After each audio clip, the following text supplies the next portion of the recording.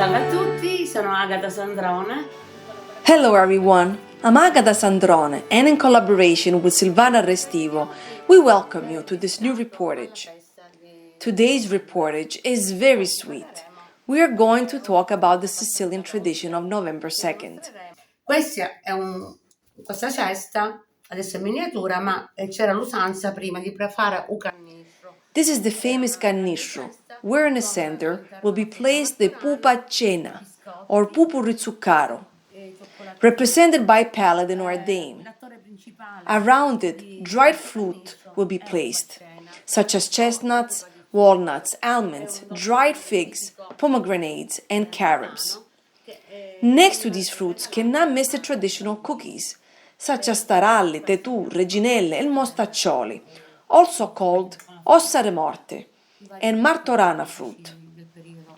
On the night between November 1st and 2nd, our ancestors will light a candle in front of the photo of their dearly departed, reciting prayers such as the Our Father and an ancient Sicilian prayer reported in the entries of the Petre. Armi santi, io sogno uno e vuoi siete tanti, mentre sogno in questo mondo di guai, cose di morte mettitemi assai. Holy souls, I am one and you are many. While I am in this world of trouble, put plenty of gifts of the dead. In order not to lose our traditions, it is always good to remember Petre's collection.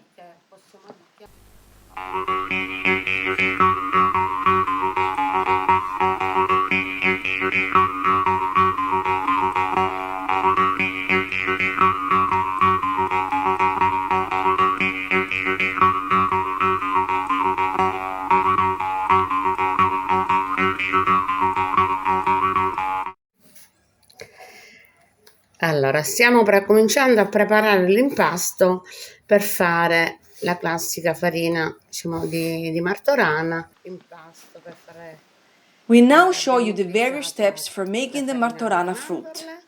We put in a bowl 1 kilogram of almond flour, 900 grams of powdered sugar, 2 vials of almond flavoring, 4 coffee cups of hot water, and my mom started making the dough. You continue with the dough using a little powdered sugar to keep it from sticking.